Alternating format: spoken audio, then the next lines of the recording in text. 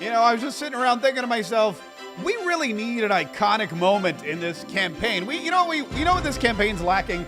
A truly huge, earth-shattering, internet-breaking, iconic moment that it would eat up the news cycle in our entire lives for 24 hours.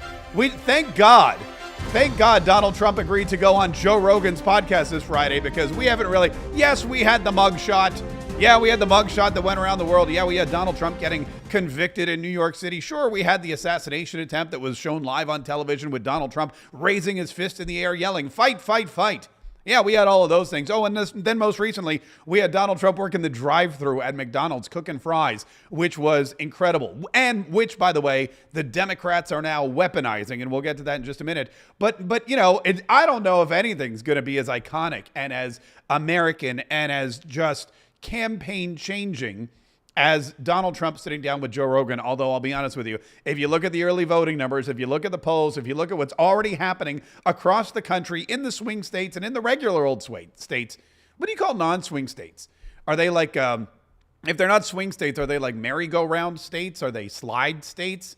What other piece of playground equipment can we use to describe those states? Anyway, we're going to get into all of that. We have Kamala Harris on NBC News making her campaign look even worse, making herself look even less presidential than before. And I know what you're thinking, Mark Kaye, how could she make herself look less presidential? I don't know, but she managed to do it. And some of her, I'll just give you the tidbits. In one interview with NBC, Kamala Harris mentioned mentioned to everybody that she was going to pick one of the worst people in the entire world to be in her cabinet, that the American dream was dead under her administration, that she was going to force Christians to pay for abortions. It was just, I don't know why they didn't wave their hands in the air and pull the plug on this interview the way they did with Bret Baier, because in my humble opinion, this one was even worse. I don't even think she wants to be president, and I think she's trying to torpedo her own campaign. But like I said, we're going to get into that. We're going to get into all of that. We're going to get into black people in Pennsylvania hating Kamala Harris, just ragging on her, not to mention that Barack Obama character.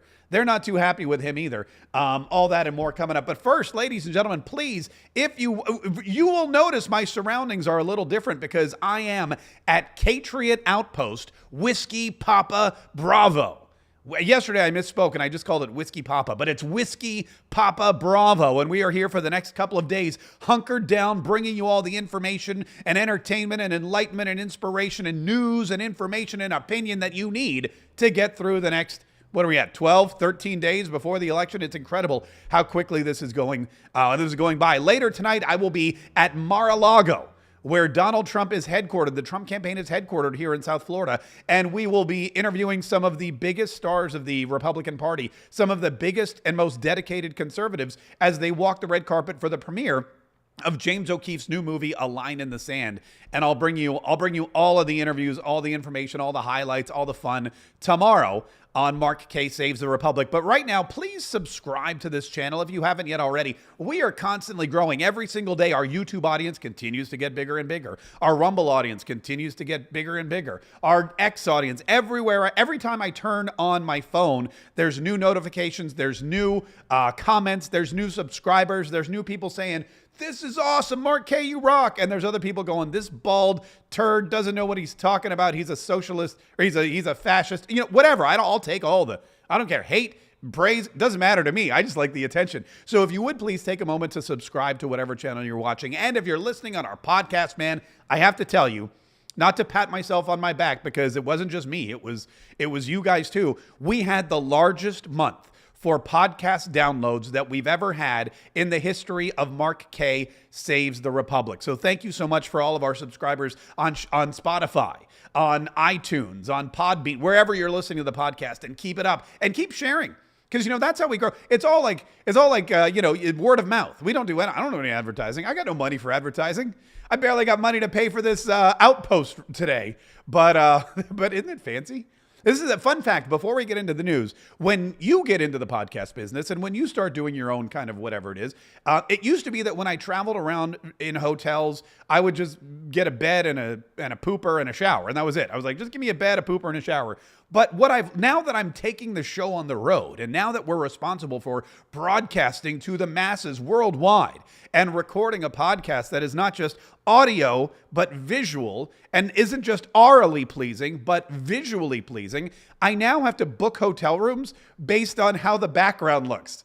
This is some real Ben Shapiro stuff. This is where we are now. It's not just enough for me to have a comfy bed and maybe some room service and valet parking. No, now I need to make sure that when I'm recording this video or doing a live stream or whatever it is, that the background is elegant enough so that people aren't turned off. And you're not just staring at a gray wall like last time when I was in Patriot Outpost, Delta Charlie, which we're never going to. We're going to go to a different one. Anyway, so I hope you enjoy the background here at Patriot Outpost Whiskey Papa Bravo, because we specially selected it for your visual pleasure. And if you're listening to the podcast, don't even worry about it. It doesn't concern you in the slightest. All right, so the big news, and this happened last night. I was driving here. And my phone started blowing up in the car. Everybody started texting me. Everybody started telling me the news. And of course, the big news is that Joe Rogan will be hosting President Donald Trump on his podcast, The Joe Rogan Experience. And that happens Friday, October the 25th. Now, I'm still unclear because, with podcasts, some of them are live, like this one that you're watching right now. Some of them are pre-recorded and taped later, or pre-taped and played later, or uploaded later, as is the Joe Rogan Experience. So if they're recording it on Friday, I don't know exactly when the entire podcast will be available. But I do know this, that when it is available, it will explode this campaign one more time. It will make this campaign, every week, we have something that turns this campaign on its head. Last week, it was the whole McDonald's story. Donald Trump going to the drive-thru, working the fries, meeting people, waving to the press, telling the press, hey, what's up, fake news? You want some French fries? How about some ice cream? That image of him in the apron, waving like Mr. Rogers out the window to a car full, a family that just picked up their free fast food from the Trump campaign, courtesy of Donald Trump. That was, it was the most sensational moment probably in any presidential campaign that we've ever seen. It was so monumental. It was probably as monumental as the first televised presidential debate. I'm not kidding. This is not hyperbole. The very first presidential debate ever that was televised was between John F. Kennedy and Richard Milhous Nixon. And there'd never been a televised debate. They were all on radio before that. And John F. Kennedy was very young, very clean shaven, very smiley, very, you might say, gorgeous. A lot of women and probably some men really liked him. Marilyn Monroe was one of them. And then Richard Milhous Nixon, who came in, was not necessarily the best looking man, didn't really shave, had some 5 o'clock shadow, looked a little old and rough and kind of untrustworthy. And that debate, that just televising the image, just the image of John F. Kennedy debating Richard Milhous Nixon turned that election on its head. And John F. Kennedy, he came to power shortly after. Donald Trump at McDonald's, very similar scenario. And now Donald Trump is going on the Joe Rogan podcast, arguably the biggest podcast in the world still. Yes, I know that the Call Her Daddy BJ Sex podcast is also huge, and I know that they fluctuate back and forth, but I think when you look in terms of global superiority and long-term superiority, Joe Rogan is the single biggest podcaster in the world.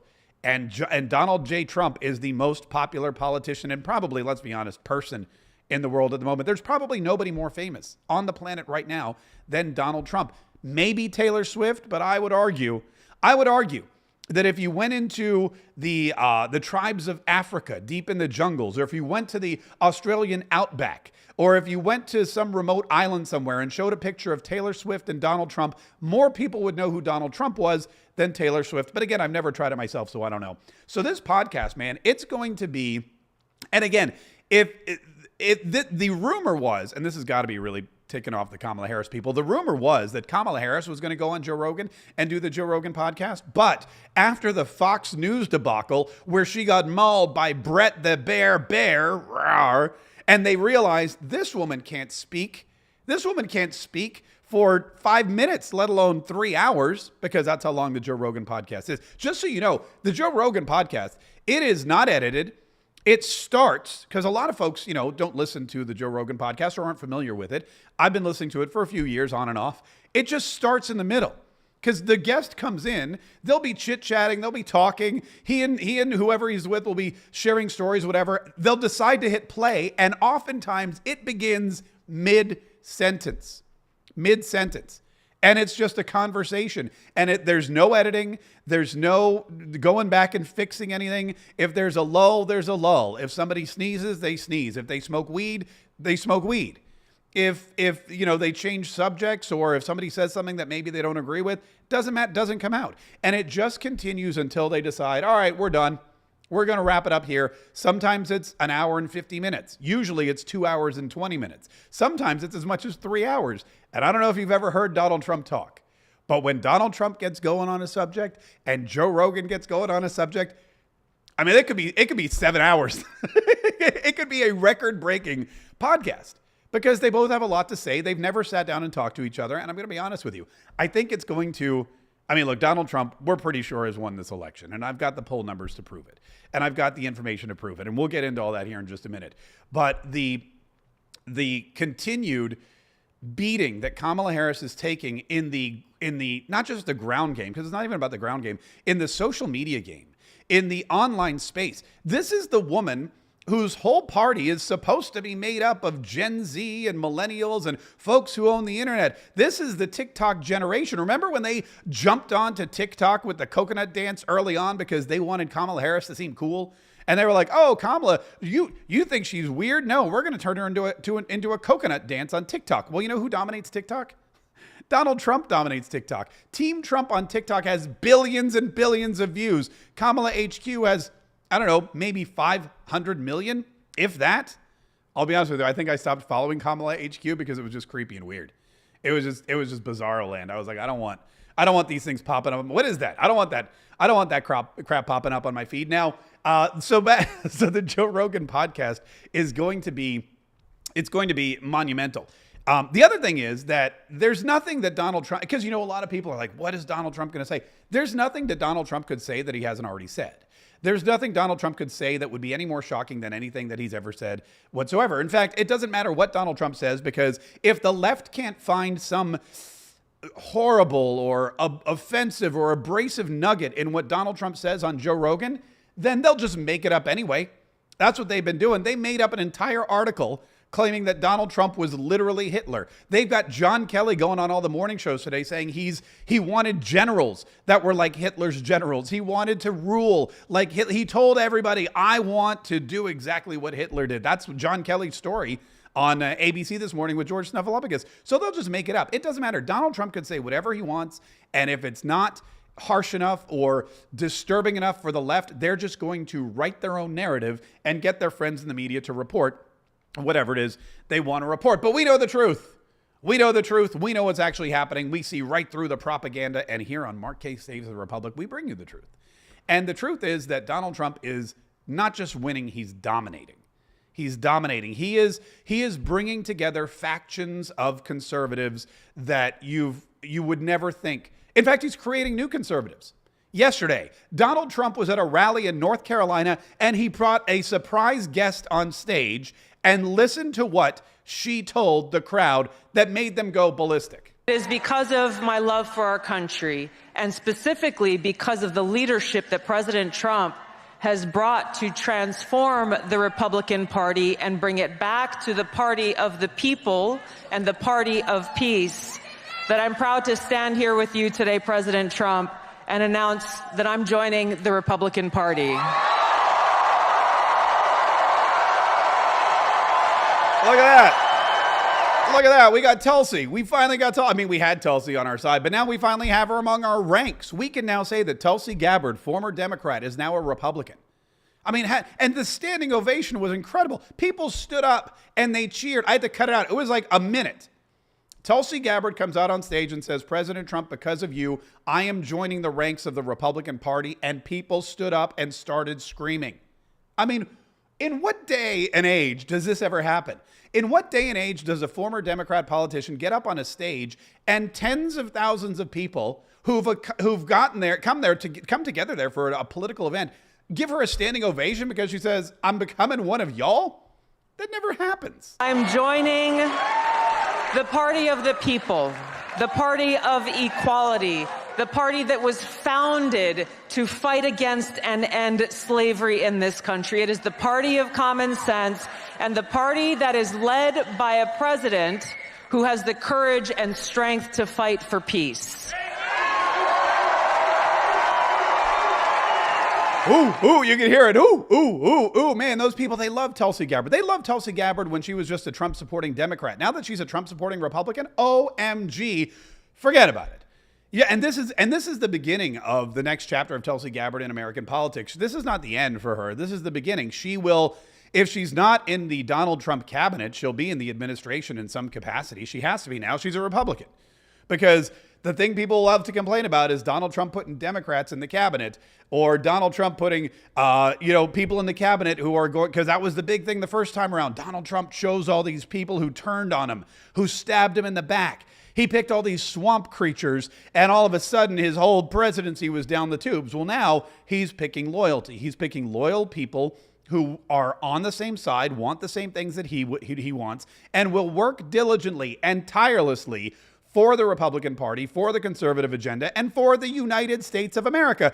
And that's Tulsi Gabbard. And she's right about all those things. She's right about everything she said. Tulsi Gabbard is right about the Democrat Party. It was created to keep slavery intact. I mean, it's a Southern party. It was created by the Southern states, the Confederate states, and the Democrat Party. Their number one goal was to fight Abraham Lincoln, to fight the Emancipation Proclamation, to fight the end of slavery in the United States of America. And when they didn't get their way, they broke the Union in half. It's very similar to the modern day Democrat Party. They want to keep people enslaved, not just black people anymore, but everybody who is a lower class citizen than them, everyone with less money than them, everyone who they feel like they can manipulate and control and politically dominate to continue to stay in power and become rich and famous and all this other crazy zany stuff. Get away with all these crimes. Sure, we can take millions from China. We'll get away with it because we'll just manipulate the lower class of individuals. We're the Democrats. We've been doing it since our inception. And if we don't like it, we'll just tear the country apart like we did back in the 1800s. She's 100% right about that. The Democrat Party, a lot of people wonder, why is the Democrat Party, why did they pick a jackass as their their symbol? Because, you got the elephant, the big, powerful elephant, never forgets anything, very wise, very strong for the Republican Party. And then you got the jackass, and it's not a donkey. People always say, Mark, the proper word is donkey. And I always go, no, person, the proper word is jackass, because it was chosen as a campaign symbol for President Andrew Jackson. And President Andrew Jackson was he was a great president in many ways. He broke up the bank. I get all that. But he was one of the biggest racists. He was the guy responsible for pushing all of the American Indians and the Native Americans off of their indigenous lands. He's the one who really started the slaughter of indigenous people. And let's not forget, he was the most corrupt president, or one of the most corrupt presidents in our short history. And he was a Democrat. He was such a Democrat and such an icon of the Democrat Party that when Andrew Jackson chose a jackass to be his campaign slogan, the entire party rallied around it and said, we're so much like this guy who's pushing American Indians off of their land, who's racist and corrupt, and who's domineering and tyrannical, and who's breaking up banks, and who's seizing power. I mean, he was a heavy-handed president. I should know. I'm from Jacksonville, Florida, which was named after the guy. Great war hero. We get it. Guy was powerful, but he was also the very first Democrat. And Tulsi Gabbard's like, you know what? I'm more of an Abraham Lincoln gal. I'm more of a Ronald Reagan, Donald Trump girl. So I'm going to join the ranks of the GOP, and I'm going to tell the Democrats, see ya, wouldn't want to be ya. I'm going to GOP ya. Boom. Speaking of Kamala Harris and the Democrats, speaking of the other side, let's talk a little bit about Kamala Harris and her poor decisions that she continues to make, because she continues to make poor decisions. And I mean, I don't know if she's making them or someone else is making them for her, but she did another interview. She did a sit-down interview on NBC. And this NBC interview was worse, in my humble opinion, than the Fox News interview. And I know what you're thinking, Mark Kaye, how could anything be worse than that Fox News interview? That interview was horrible. You're right. This one, if you look at it, was even worse, because now what's happening is Even the friendly reporters at the friendly liberal socialist networks who are supposed to be the spokespeople and the mouthpiece and the coddlers of the Democrat Party, even they're looking at Kamala Harris now and saying, you know what? I think the gloves are off. And I think I'm going to take my opportunity and I'm going to ask this lady some questions that she can't answer and probably doesn't want to answer. And it started off with the big question, which is, you told us Joe Biden was fine. You told us Joe Biden had no issues, that cognitively he was not declined, that he was the guy, that he was in full control of his faculties and also the full control of the United States of America. You still trying to sell that narrative, or are you ready to come clean? Here's what she said.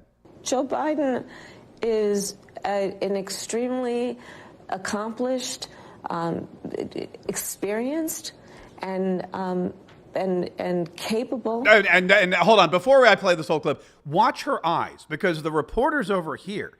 And as soon as she starts to answer the questions, she looks up over here. Joe Biden? He is. And that's the first sign. If you ever talk to like a CIA spy catcher, or if you ever watched Meet the Parents, where Gaylord Fokker and Robert De Niro are doing the inquiry, that kind of, if you ever, that the first sign of somebody lying is them avoiding eye contact. So if she'd looked right at the reporter and said, oh yeah, Joe Biden, he's great. I've worked with him. He's got everything under control. But she goes, Joe Biden? And she looks away immediately. Something I just noticed, because, I noticed those things. Here's the full clip. Joe Biden is an extremely accomplished, experienced, and capable in every way that anyone would want if they're president. And you never saw anything like what happened at the debate night behind closed doors with him? It was a bad debate. People have bad debates. He is absolutely. But that's the reason why you're here, and he's not running for the top of the ticket. Well, you'd have to ask him if that's the only reason why. It sucks to get caught in your own lie, doesn't it? What about Joe Biden? Is he capable? He's fully capable. But what happened to him on debate night? He had a bad debate, but it's the reason you're here. You'd have to ask Joe Biden about that. I bet if somebody did ask Joe Biden about it, you know what I bet he'd say? If he wasn't afraid, here's the thing. If Joe Biden wasn't afraid that his son was going to go to prison, or that he was going to go to prison, or that they were going to release all kinds of damaging information, because that's, look, they all have stuff on each other. They've all got each other's, what's in a vice, and they're squeezing. And if Joe Biden opens his mouth and tells the truth about why he stepped down, they will squeeze until they explode. And everyone, Jill's going to go to jail, and Hunter's going to go to jail for sure. And there's nothing Joe Biden can do about it. But if he keeps his mouth shut and he plays ball, then Joe Biden will be okay. So he's not coming out there and telling the truth. And Kamala Harris is obfuscating and saying, well, you're going to have to talk to Joe Biden about why Joe Biden's not running. Really, we should talk to Barack Obama and Nancy Pelosi, but they're in the same boat. They're not going to talk either. And Joe Biden, who is still, don't forget, the president of the United States of America, is not campaigning for Kamala Harris, but he's still out there talking. He's still out there saying things. And every time the guy opens his mouth, it kind of seems like he doesn't even want, it kind of seems like he's campaigning for Donald Trump. Listen to what he said yesterday about this political campaign, and specifically President Donald Trump. Bizarre. It sounds like if I said this 5 years ago, you'd lock me up. We got to lock him up. Politically lock him up. We got to lock him up. We got to lock him up. And then he realized, I just said what they've been accused. I've been doing what they're accusing me of doing for all along. Politically, we've got to lock him up. That's not what he said. He said, because Donald Trump said repeatedly, Joe Biden, we got to lock him up. And now Joe Biden is saying, bizarre. It sounds like if I said this 5 years ago, you'd lock me up. We got to lock him up.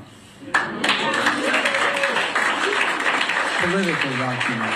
Yeah, we got to politically. What does that even mean? What does that mean? Oh, politically, we've got to lock him up. You mean lock him up like lock up the election? Don't worry. Donald Trump has the election all locked up. You don't need to worry about that. He's totally fine in that situation. But Kamala Harris went on. She went on to talk about leaders in her party and the people that she feels are helping and aiding her and really are the future of the United States of America. And one of them was Well, I'll just let you tell her. Let her I tell was her. just with one of the leaders, and I think opinion leaders in the Republican Party, Liz Cheney. Yeah, okay. That's what. Now, Liz Cheney is not a leader, and she's not a Republican. Yet Kamala Harris wants you to believe that, oh, Liz Cheney, she's one of the thought leaders of the Republican Party, and I was just with her. Okay. All right. No one's buying that. But it does bring up a good question, because Liz Cheney is kind of the anti-Tulsi. If you think about it, Tulsi Gabbard was a Democrat. She was in the House of Representatives, and she saw the light. She saw how tyrannical these people were and how anti-America these people were and how much they hated the Constitution, how much they abused their power. And she said, I don't want to be a Democrat anymore. I'm leaving your party. I don't think Donald Trump should be impeached for what he did, because he didn't do anything impeachable. And so I'm not going to vote to impeach him. She was voted out. She was ostracized. And she just kind of, hung around in limbo until Donald Trump ran for his second term. And then she jumped on board saying, hey, can I help? Because I really like what you're doing. I like what I like what you got going on here. And Donald Trump says, absolutely, come aboard, help me with my debate prep, go out and campaign for me. And now Tulsi Gabbard is a full-fledged member of the GOP. She is a Republican. She bleeds red. And Liz Cheney's the total opposite. Liz Cheney came from Republican royalty. She's the daughter of Dick. She's the daughter of Dick Cheney. And Dick Cheney, for those of you that know, pretty much ran the entire George W. Bush administration.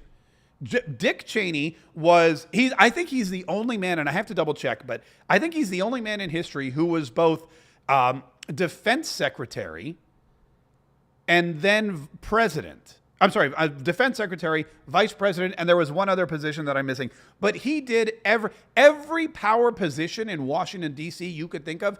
Dick Cheney held that position at some point in his life. He knew every office. He knew the ins and outs of every organization. He knew where the bodies were buried. He knew the insider information. He knew the secrets. He knew who was sleeping with who and who betrayed who and who killed who. And he controlled Washington, D.C. And that's the reason George W. picked him to be vice president of the United States. And that's why a lot of people believe that Dick Cheney ruled with an iron fist over George W. And when you bring in Donald Rumsfeld, forget about it. The three of them, you remember, they were the trifecta. They were the Trinity.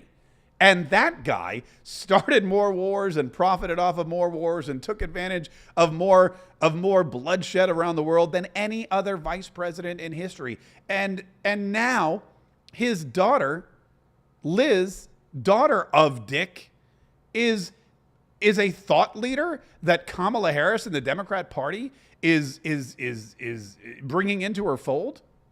In fact, the reporter, I forget her name, even asked her, is this someone that you would work with if you became president? You've spent a lot of time on the campaign trail with former Congresswoman Liz Cheney, as you referenced. Is she somebody who would consider putting in the cabinet? Have you talked with her about this topic? I'll keep you posted.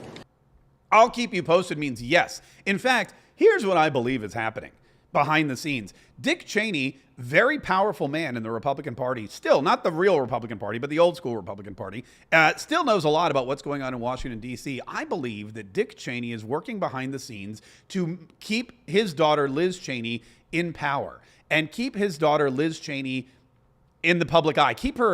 Try to make her relevant. I mean, the last thing he wants her to do is come home and live on the ranch, right? He's like, oh God, I got one lesbian daughter. I can't have another one living in my basement because she screwed up her chances in her own party. So he's trying to do whatever he can. I believe that Dick Cheney is working furiously behind the scenes with Barack Obama, with Kamala Harris, and with the Democrat Party to get Kamala Harris elected so his daughter can serve in the cabinet. Because when asked, is Liz Cheney going to be in the cabinet? Kamala said, I'll keep you posted. You've spent a lot of time on the campaign trail with former Congresswoman Liz Cheney, as you referenced. Is she somebody who would consider putting in the cabinet? Have you talked with her about this topic? I'll keep you posted. I'll keep you posted. Oh, she's so coy, isn't she? She's so coy. Of course she's going to put her in the cabinet. She's going to put her in the cabinet because she's a thought leader. I was just with one of the leaders, and I think opinion leaders in the Republican Party, Liz Cheney. And that is a real key there, because I think that her biggest ally in this whole thing is no longer Barack Obama. It's no longer Susan Rice. It's Liz Cheney, and by association, Dick. Dick is what Kamala really wants. She wants his help getting that sounded worse than let's move on. So something else Kamala said, and this is really scary. We joke a lot on this show because that's what we do. But some of these things that she says are really scary and people should pay attention to. And while I would never urge you to watch NBC for yourself, like, God, I wouldn't wish that on my worst enemy.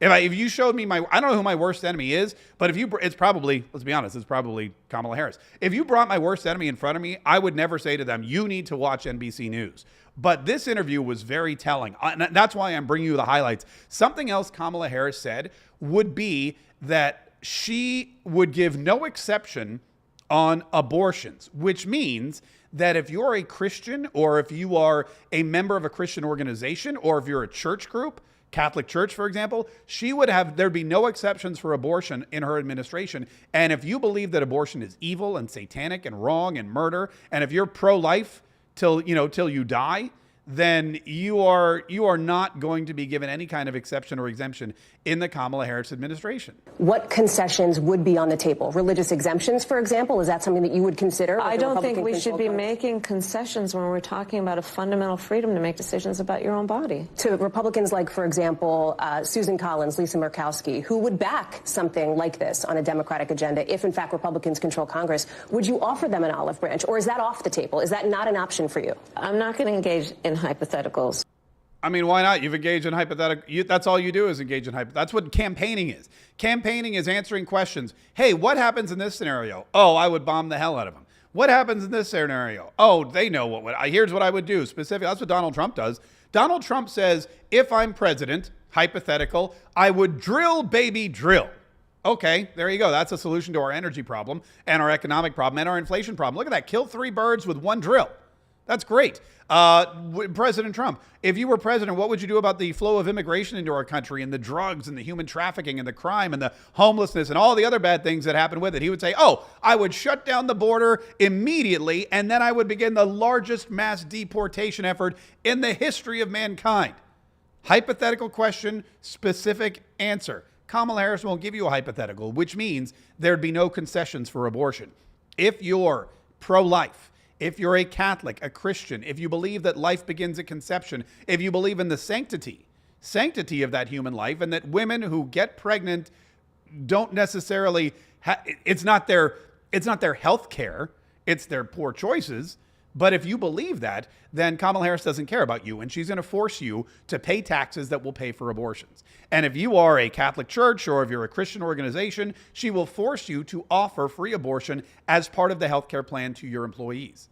That's something that the Democrats have always done. That's something that they'll continue to do. She also talked about the gender gap, because there's a big gender gap. I don't know if you know this, not a lot of dudes like Kamala Harris, and that's a big problem for her. Black dudes, Latino dudes, white dudes. Dudes are, white dudes for Kamala is probably one of the smallest organizations in the entire world. It's like, I think Jews for Jesus has more members than white dudes for Kamala does.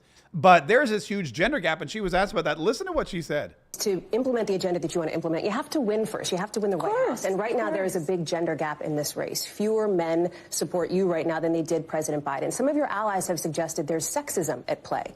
I wonder, do you think there is sexism at play here? Let me just tell you something. You've come to my events, and you will see there are men and women at those events. Yeah, but the big problem is you can't really tell which is which. Sorry. It's like, I went to a Kamala Harris event. Were there men there? I'm not sure. Were there women there? There were people there. I couldn't tell which was which. Okay, well, that's a problem. There's men there. Really? Which ones? The long ones with the moobs. Oh, those are the men? Yeah. Where are the women? They're the ones with the short hair and the... Anyway, I digress. Anyway, no, yes, there's a... There's a gender gap for sure. Whether it be small events or events with 10,000 people. So the experience that I am having is one in which it is clear that regardless of someone's gender, they want to know that their president has a plan to lower cost, that their president has a plan to secure America in the context of our position around the world. They want a president of the United States who honors our military, who understands the importance of America's leadership around international rules and norms. Yeah, and that's why they want Donald Trump. And it's not just white men who don't have college educations. It's black men, it's Latino men, it's pretty much everybody. In fact, if you look at the latest polls, which we're going to do here in just a minute, and if you see, the clips I'm about to play you from black voters in Pennsylvania, I mean, there's nobody wants Kamala Harris for president. Listen, before we get to that though, I want to share with you one thing that and this is going to sound weird, but I have been, for the last week or so, really obsessed with testosterone. I know that sounds weird, but I watched the video that I shared with you last week from V-Shred, and it was really fascinating to me. And even my wife now, I'm like, hey, you need to go buy more of this and less of that. She goes, why? I go, testosterone. And she gives me that weird look. But, it's important. And people think, men especially, think that their testosterone levels go down as a result of aging. That's not true, because look at Joe Biden and Donald Trump. Similar age, very different testosterone levels. Look at Tim Walz and Donald Trump. Donald Trump is older than Tim Walz, but one of them is low T and one of them is, Donald Trump. And the reason for that is because of the foods that you eat. And like I said, there's one food in particular that's been scientifically shown to devastate testosterone levels in men, and they have no idea. And it's not junk food, it's not sugar, it's something that you're actually told is good for you, but it's not. It drains your energy, it wrecks your testosterone levels, it crushes your motivation, and it destroys your sex drive. But here's the good news. Cutting this one thing out of your diet could completely transform the way you feel. And the folks at V-Shred have created a brand new video that confirms everything that I'm telling you right now. If you'd like to go watch this video and learn what's draining your testosterone levels, what food is destroying your energy and your weight loss capability, go to sculptnation.com/MK. sculptnation.com/MK. I conveniently put a link to that very video in the description of this video, so you can go back and watch it later. V-Shred's experts break it all down, and they tell you the simple change that could make all the difference, that could turn you from a Tim Walz into a Donald Trump. And all you have to do is go to sculptnation.com/MK. All right, low T tampon Tim. Let's get back. Let's get back to where do we even at? So this Kamala Harris interview, which is so devastating, the things she says, and I think the problem is she's trying to not come across as weak when that's exactly what she is. And she's trying to come across as somebody who's capable, and she's incapable. She forgot the state of Michigan, for crying out loud. When you're in a close race, and every swing state, every battleground state, every vote matters, it's pretty important to remember which states you're campaigning in. Then why do you think that's not landing with voters? Because but in the I think numbers, it's the opposite. Former President Trump leads you on this issue. Well, when I'm out, this is why I'm going out to Wisconsin, Pennsylvania, and Michigan. Yeah. Excuse me, just got in late this morning, actually.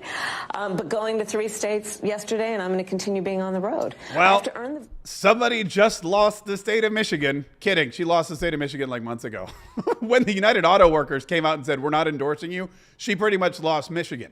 And that's why she forgot about them. Kamala Harris forgot about Michigan, and Michigan has forgotten about her. So have Wisconsin, so have Pennsylvania, and we'll get to that here in just a minute. Incidentally, Donald Trump was out on the campaign trail as well. He was in North Carolina. We showed you the clips. Tulsi Gabbard came on stage and said, "Hey, I'm joining the GOP. I'm going to be one of Donald Trump's party members." And one of the things that Donald Trump is really hitting hard is the idea of immigration and getting these people who are criminals, the criminal element of immigrants, out of this country once and for all. And listen to what he said at the rally, which, by the way, makes the Democrats apoplectic.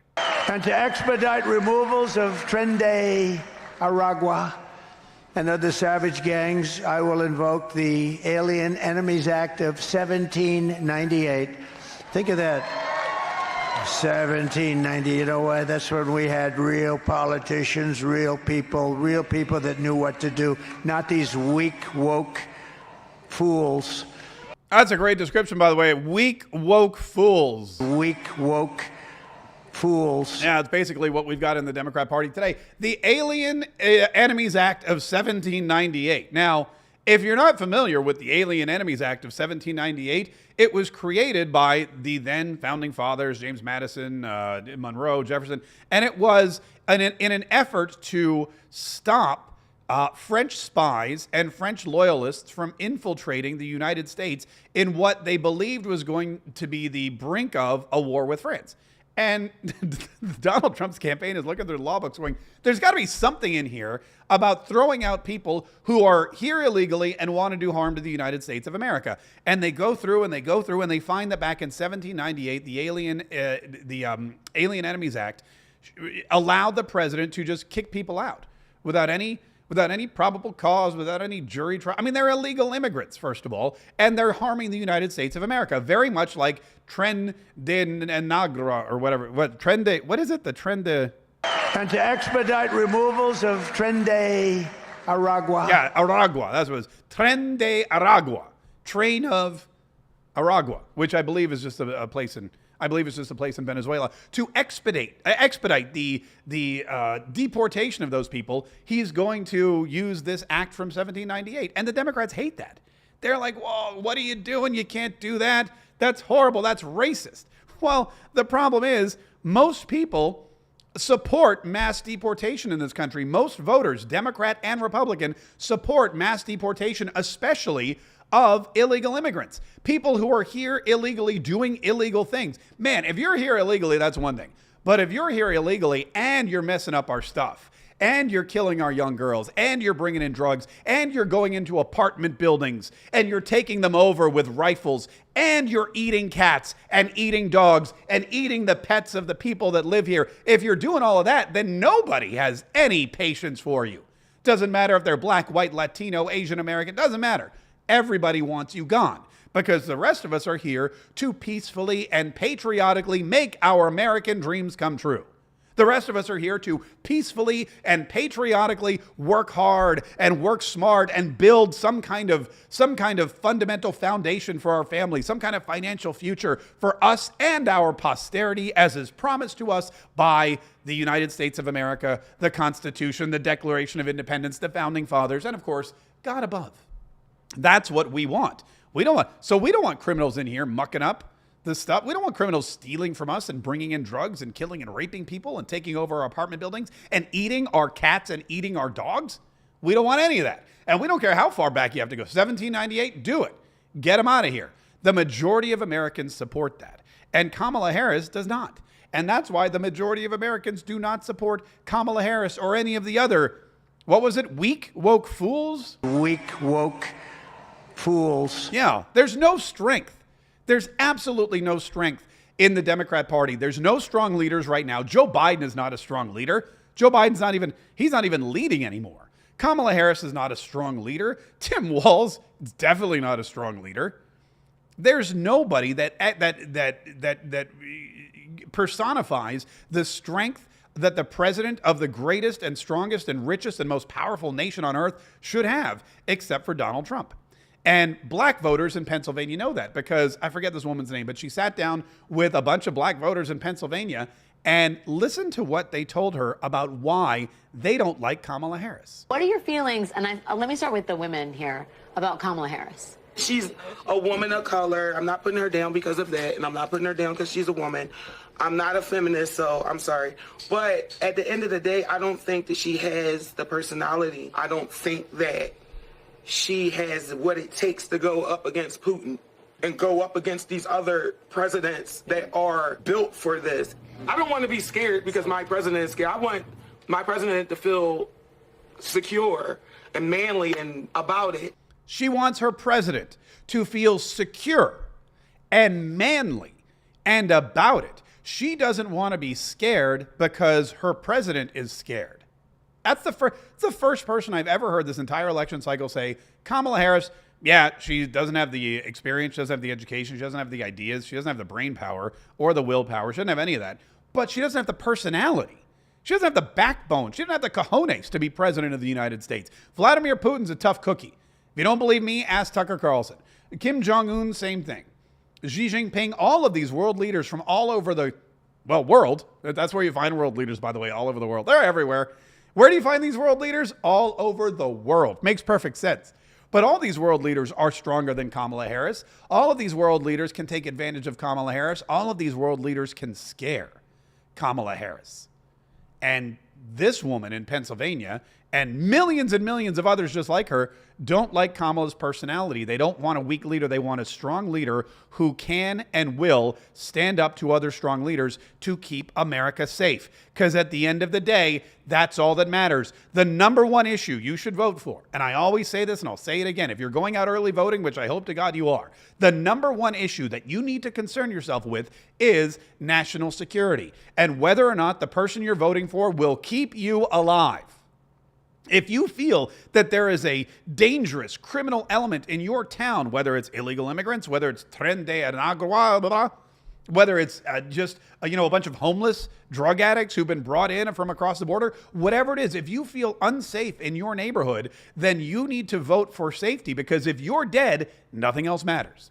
If you walk down the street to your office building and get killed by an illegal immigrant, nothing matters. If a terrorist from Iran, ISIS, Afghanistan, the Taliban, whoever, if some America-hating, Hamas-loving terrorist sneaks in across the border, comes into your hometown, goes to the mall you're at while you're shopping and blows the place up and you die, nothing else matters. The number one issue is which one of these candidates is going to keep me alive? Because it doesn't matter if you can get an abortion if you yourself are dead. It doesn't matter how much eggs cost if you're dead. You're not buying eggs anyway. It doesn't matter all these other issues. None of them matter. Nothing. It doesn't matter if a man can marry a man. You can identify as a they or a frog or whatever. None of that matters if you're dead. So vote for the person that you believe is going to keep you alive. And black voters in Philadelphia believe that person is Donald Trump. But there's more. They also believe that Kamala Harris is stupid. We just don't have the qualification or the education to really run America because she don't have the experience. She don't understand our struggles. And for me to believe you for another 4 years, you're crazy. Right. Like, you're crazy. You're saying the same thing that you said 4 years ago.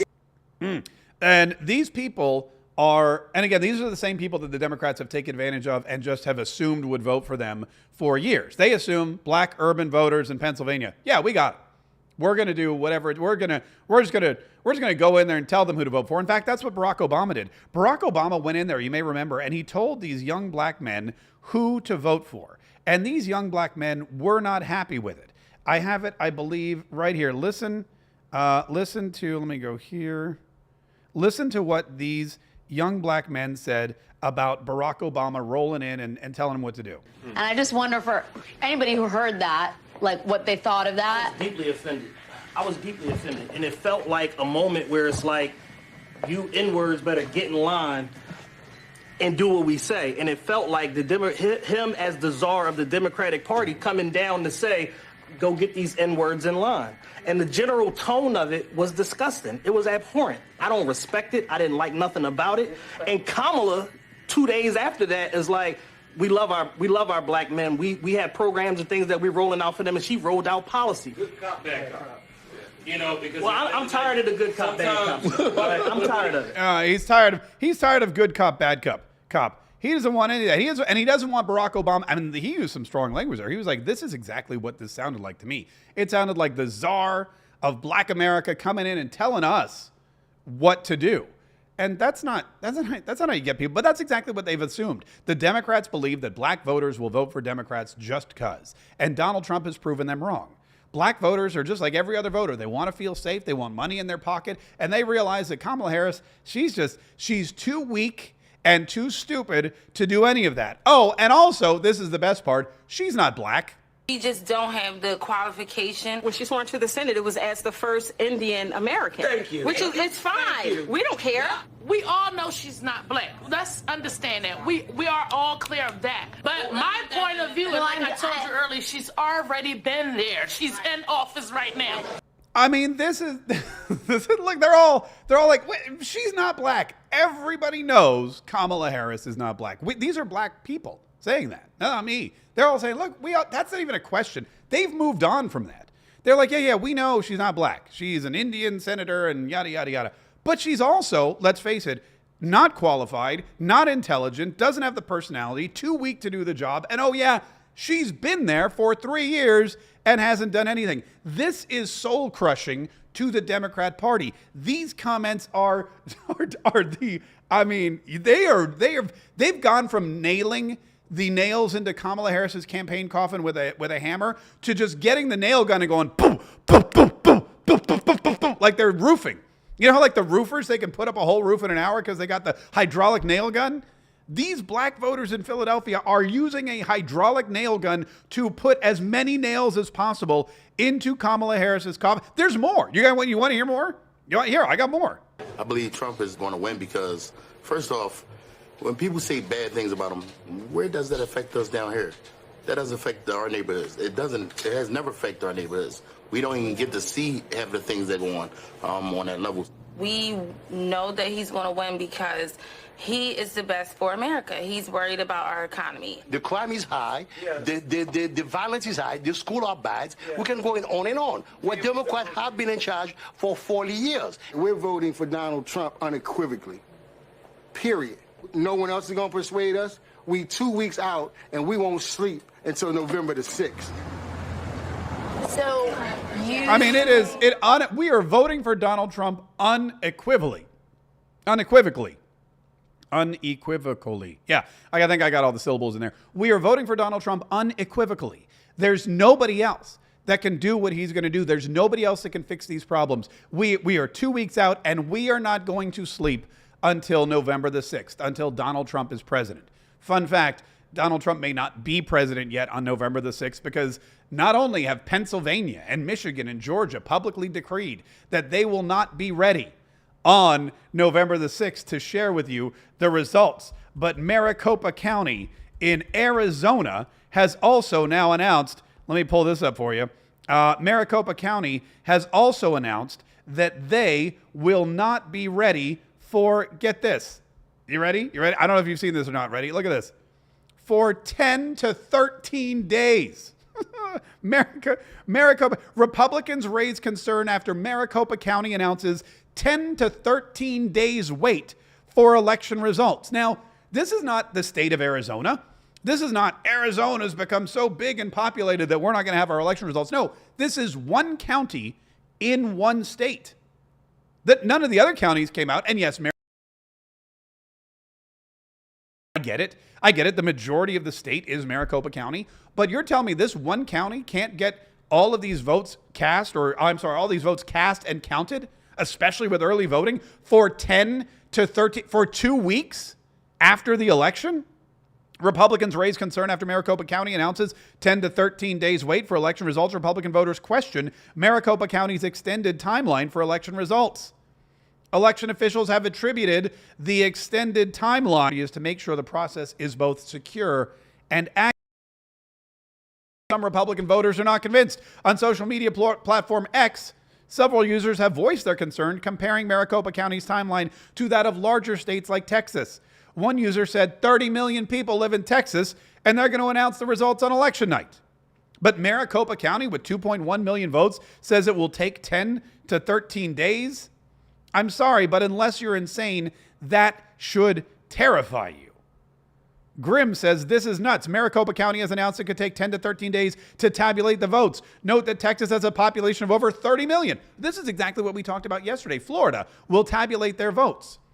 They will tabulate their votes in 1 day. They will get the election results out while we're partying at Sneakers Jacksonville Beach. I guarantee it. Because Ron DeSantis knows the longer it takes to vote, the longer the chances to manipulate the vote. The longer you take to certify your results, the longer your results can be, let's just say, manipulated for someone's personal political gain. This should infuriate the Republican Party. It should infuriate you. It should cause the RNC to get on the ground like immediately. I know they're already there. But this kind of an announcement is going to send Donald Trump and Lara Trump and Michael Whatley into a tizzy. And what they are going to do is they are going to put as many lawyers on the ground. Like if you thought there were a lot of lawyers on the ground already, forget it. There are going to be so many more lawyers on the ground come now, like immediately in Maricopa County, because this just reeks of some kind of shenanigans. 10 to 13 days for one county. clearly also the most liberal county in Arizona. We should point that out as if you didn't already know. That's what's happening.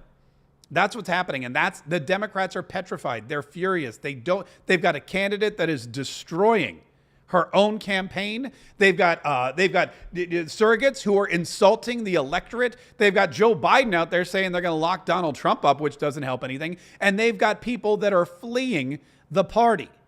That's why these election results are going to take so long.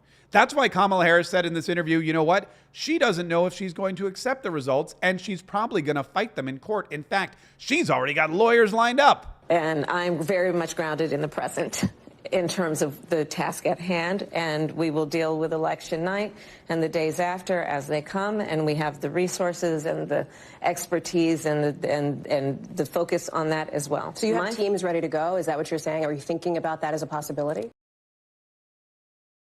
And the team's ready to go. We've got people on the ground ready to fight in Maricopa County and Michigan and Pennsylvania and all these other places so that we can get as many votes as we need, even though you can't find a single person who's going to vote for this woman. They are petrified. There's not one person that will admit to supporting Kamala Harris. And everything is against her. Everything is falling apart for this campaign. Even if she did manage to win something like Maricopa County, I don't believe anyone would believe it. And it's not just because of the betting markets, it's because of the early voting. Early voting for the Republican Party is paying off bigly. Early voting for the Republican Party is enormous. In fact, it's swaying the election. And this is why we've said you have to vote early. Not just because we think something bad is going to happen on election day that's going to keep you from getting to the polls, although it probably could. Look at all the hurricanes we've had. Look at all the power outages. Look at all the places that run out of ballots or the water mains that just happen to break on election day. Yeah, all of that happens faux show. But the reason you want to early vote is because when you start to see how many people support your candidate, support your policies, support your opinion, support your party, support your president, when you start to see that, it really starts to shift everything. And in Nevada, I'm going to show you this. In Nevada, look at this. This is from Eric Daughtry. Eric Daughtry works for a organization here in Florida. Look at this. The Nevada presidential election winner, okay? This happened, yet the early voting in Nevada just opened, I believe it was yesterday. And the early voting in Nevada, I guess it may have been Friday. The early voting in Nevada, look at this. Nevada presidential election winner. After the early vote started coming in, this is the vote, this is the poly market average. You can see that it skyrocketed for Donald Trump. Why? Because people betting on the election took a look at the early vote. And they said, oh, wait a minute, the early vote is so bad for Democrats, there's no way she's going to win. So they all started betting that Donald Trump was going to win Nevada, and he's at 65%. Look, this is the poly market. Here we go. Donald Trump has all the swing states now because of early voting. Early voting has shifted the marketplace. All the people investing their money in this election are like, well, Donald Trump clearly is going to win in Michigan. He's way ahead in the early vote. He's clearly going to win in Pennsylvania. He's way ahead in the early vote. And now Nevada, 65-35. Kamala Harris was winning this 2 weeks ago. It was blank yesterday, but the early voting and the Republican turnout, the massive Republican turnout, is shifting the idea of who's going to win this election. And it's shifting this idea of who's going to win the election in the right way. It's shifting the idea of who's going to win the election toward Donald Trump and away from Kamala Harris. That's why early voting, that's one of the many reasons why early voting is so important. And that's why I've been urging you to vote early. That's why Laura Trump and Michael Whatley and the entire RNC has been urging you to vote early. That's why Donald Trump is urging you to go out and vote early. Because this election has to be too big to rig. We have to know on election night. We have to have enough votes in Michigan and Pennsylvania and Wisconsin. We need to have enough votes in Arizona and Maricopa County and Georgia and North Carolina. We have to have enough votes across the board on election night so that it is indisputable who the next president of the United States is, so that there's no question, even 10 to 13 days after the election, when Maricopa County finally gets their crap together and figures out who indeed has been deemed the winner in their county, even after that, we've got to make sure that on election night, there is an overwhelming amount of support for President Donald Trump. Because if we know on election night who the winner is, despite the fact that Michigan and Georgia and Pennsylvania are taking their own sweet time, despite the fact that Maricopa County election officials can't count 2 million ballots in the same time that Texas can count 30 million. Despite all of that, we need to overwhelm the system with enough popular vote to make President Donald Trump the next president of the United States and put him back in power. Because otherwise, well, here's what's going to happen. We got to lock him up. Yeah. Listen, we've got a big party, by the way, in Jacksonville Beach. We're going to be at the Sneakers, Jacksonville Beach, 7 p.m. on election night. If you're in the area, come out. We're going to have a watch party. So many people have already gone to our Facebook page and said, yes, I'm coming, or yes, I'm thinking about coming. We had 5 VIP tables. They all sold out like that. But don't worry, because there's plenty of seating. There's plenty of good times to be had. We are going to be doing Mark Kaye Saves the Republic live. We're going to have a special election night edition of Mark Kaye Saves the Republic live from Sneakers. Join us in person. You can join us on the internet because that's what we do anyway. We'll be on all of our platforms. If you haven't yet subscribed, please do so. Take a minute to click the button, click the ding-a-ling, make sure you're getting notifications, make sure you get all of our content because we're going to be throwing out more content than you've seen anyone throw out in a very long time. We're going to have live streams and videos and podcasts. Go to iTunes, go to Spotify, say, yes, I want more Mark Kaye Saves the Republic because we are going, just like that guy said, we are not sleeping until November 6th. We are in this to win this. We're going to do everything we can. Early vote, inspire other people to early vote, keep speaking back against the lying and the lying narratives and the propaganda that the Democrats and the media are pushing out on television, on the radio, and yes, I hear it on the radio, on social media. The anti-Trump faction is still working hard every single day, and that's why we have to work even harder. We have to work even harder. We have to fight even harder, because if we work harder and fight harder and pray harder, and if we all have each other's backs, and if God is on our side, then we will save the Republic. Ta-da! All right. I'm wrapping things up here from Patriot Outpost, Whiskey Papa Bravo, and I'm headed out to Mar-a-Lago in T-minus 4 hours.